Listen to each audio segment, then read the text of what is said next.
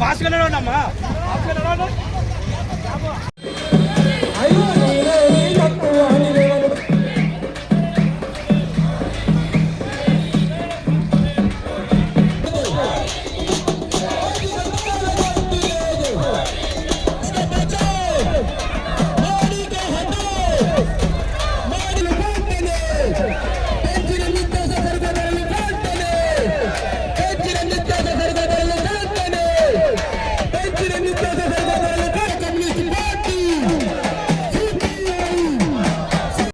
ప్రజా వ్యతిరేక విధానాలపైన ఈ రోజు ఆందోళనకు పిలుపునిచ్చాం.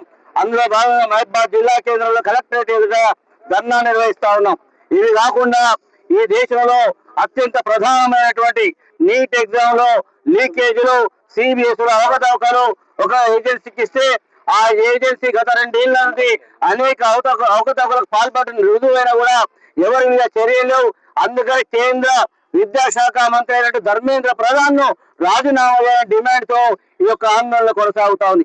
ముఖ్యంగా ఈ ప్రభుత్వ అధికారంలోకి వచ్చినటువంటి 12 ఏళ్లలో ఆయన చెప్తారు అతి ఎక్కువ కాలం ప్రధానమంత్రిగా చేశాను అని చెప్పి ఇవాళ సెలబ్రేట్ చేసుకుంటున్నాను. మిమ్మల్ని అడుగుతా ఉన్నాం, మీకు సెలబ్రేట్ ఎందుకు అని అడుగుతున్నాం.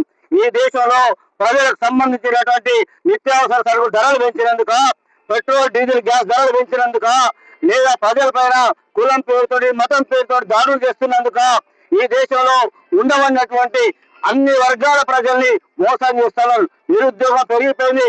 36 కోట్ల మంది నిరుద్యోగులు ఈ రోజున్నారు. ఉత్తరప్రదేశ్ లో జరిగినటువంటి పోలీస్